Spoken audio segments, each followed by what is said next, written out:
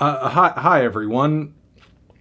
Pop the New String Tano here, the internet's busiest music nerd, and it's time for a review of the new Rosalia album, Lux. Here we have a new record from one of the industry's most talented vocalists, Spain's own Rosalia. A while back, I was one of the first major outlets to do a rave review of her debut album, Los Angeles, a project that was a beautiful fusion of flamenco and folk and singer-songwriter music, with some of the best singing you're going to hear from 2017, which was almost 10 years ago at this point. Fast forward to now, and Rosalia is one of the most respected vocalists on the globe today.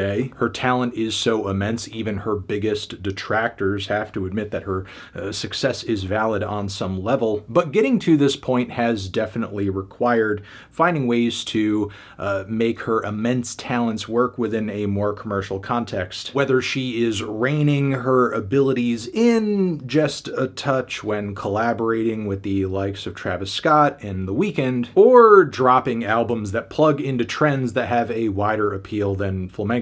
Be it her sophomore record, El Mal Querer, which had much more of an art pop punch, or her last album, Motomami, where she was kind of diving headfirst into these experimental combinations of electronic music and reggaeton. Lux, however, is very much being painted as Rosalia going against the grain, rebelling against popular music trends, and embracing her years of formal vocal training in a way that really showcases the institutional background of it. Take the sound and music video for this record's breakout single, BERGHAIN, where Rosalia is surrounded by orchestral instrumentation, not just sonically, but physically. On this track, you've also got booming drums, godly choral passages, and Rosalia vocally going full opera mode. There's also a killer feature from Björk in the midst on this track, who is no stranger to these kind of classical and art pop fusions. And there's also a Kanye-esque outro to boot on this track, featuring none other than Yves Tumor, whose shouts are backed by these pounding, syncopated drums and strings, with a somewhat abrupt ending. This track is one of the most shocking and beautiful singles of the year, in my opinion, and it most definitely set an incredibly high bar in terms of my expectations for this album, because making these sounds and genres appeal to a pop audience while simultaneously doing anything genuinely novel or daring with them is a really huge challenge for Rosalia to set out for herself. But given her years of training, her taste, her talent, I don't know, the possibility of her pulling that off is very real, which is why I went into Lux with such high hopes. And I will say, like, the record at first is most definitely a roller coaster ride of overwhelming, bright, and I'll also say orgasmic sounds. The display that is put on here is definitely something to behold, and this record could go down as like one of the best engineered of the year. Actually, I would guarantee that. However, the more I listen to this project, the more all of this kind of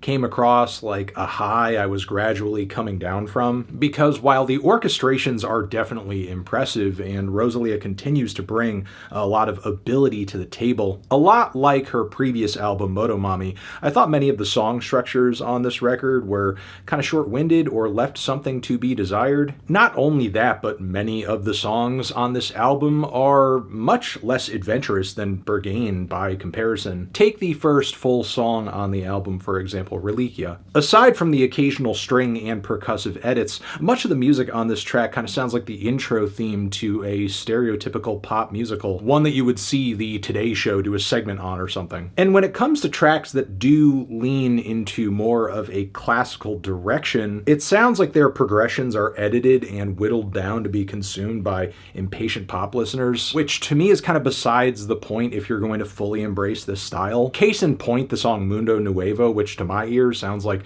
I'm speed running an opera, with an engineer in post kind of cutting a larger piece down to its most eventful and dramatic bits, leaving us with a few minutes of music that work neither as a pop tune or a classical piece. Because, yeah, it really does feel like Rosalia and her producers were spending a lot of time wondering wondering how far to go in either direction throughout this track list. And I will say there are a lot of moments where that balance is more or less nailed, like on La YUGULAR, as well as CRISTO, PIANGE, DIAMANTI, which has the directness of a powerful piano ballad at the start of the song. It's intimate, it's emotional, it's catchy too, but then all of the classical orchestrations and the fluidity of the structure begin to seep in, and we move in and out of these incredible crescendos of strings and vocals that are honestly tear-inducing. Not to mention these quiet but also powerful passages where we're not really getting much more than some super gentle string accompaniment, and Rosalia really experimenting with and playing with the dynamics of her voice, which again is something I wish we were getting more of on this album. I also love the ending of this track, the humor that's kind of packed in as well by the little vocal passage of her kind of making reference to, it sounds like this, and then we're gonna do this part after, and then the strings come in, and it's like, whoa. There's also tracks on this record that take on more of a pop or art pop flavor, and those tend to range in quality too. BERGHAIN, again, which I mentioned before, is amazing. But there's also Porcelana, which the more I listened to, the more I felt like the auto-tune passages that were popping in here and there were super forced and frankly annoying. We also have De Madrugada, which is a flamenco flavored leftover from the El Mal era apparently. However, the track is so short that it feels like a bit of a footnote in this 15-song track list. I get similar vibes from God is a Stalker too, one of many tracks on this album that speak to this album's themes of religion and spiritual transcendence. But the song structure is so basic that it feels like it came straight off of a pop assembly line, even with the little key change toward the end, which left me feeling, why? Why go through all the trouble of like arranging all of these expensive, rich, showy arrangements and occasionally adding in funny bits to make it feel like all of this is happening super live and in the moment, like you're hearing kind of the orchestra making noise, turning pages, stuff like that. If you're just going to dish out something that has such carbon copy structuring and also forgettable verse syndrome to boot, because yeah, despite how organic or in the moment some of the tracks on this album sound on the surface, sometimes it does feel like the soul of these ideas kind of gets sucked out in post. I guess I'll say don't let the window dressing or presentation of this record fool you, because when you listen to it closely, it is as methodically assembled and edited as any major pop album you're going to hear this year. In fact, there are tracks on this thing that I think mirror modern pop trends pretty clearly, like La Perla, which when looking at the lyrics of this thing, is this not just like a Sabrina Carpenter bit? Oh man, this guy is so bad. He's like an emotional terrorist and obsessed with spending money, and he's going to therapy. Still, with that being said, there are moments where this album kind of embraces its pophood and it works. Like Sauvignon Blanc, for example, is just great balladry through and through. And I think the record ends pretty well too with Magnolias, which is not only another beautiful moment where those classical elements really start to come to the forefront once again, but Rosalia's vocal performance is absolutely stunning, and it's a powerful ending given its lyrics as well, as Rosalia dives into her feelings around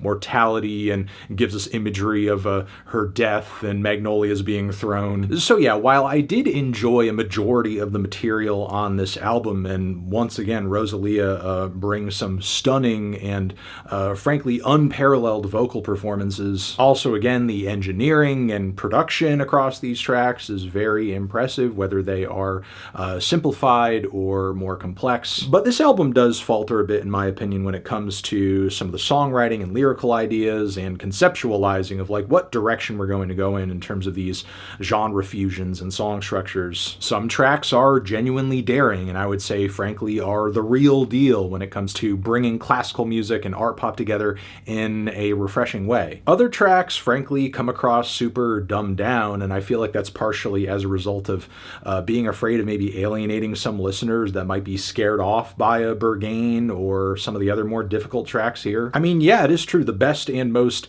ambitious compositional highlights on this record are amazing, but you know what would have been even more amazing if the whole record kind of did that, not just like some moments, which is why unfortunately Lux was maybe just a super slight letdown for me, even if I did come out enjoying it for the most part, because it really did seem like we were sort of set up for a project that was going to be a bit more of a grandiose display than it ended up being at the finish line, which is why I'm feeling a decent to strong 7 on this one. Transition, have you given this album a listen? Did you love it? Did you hate it? What would you rate it? You're the best, you're the best. What should I review next?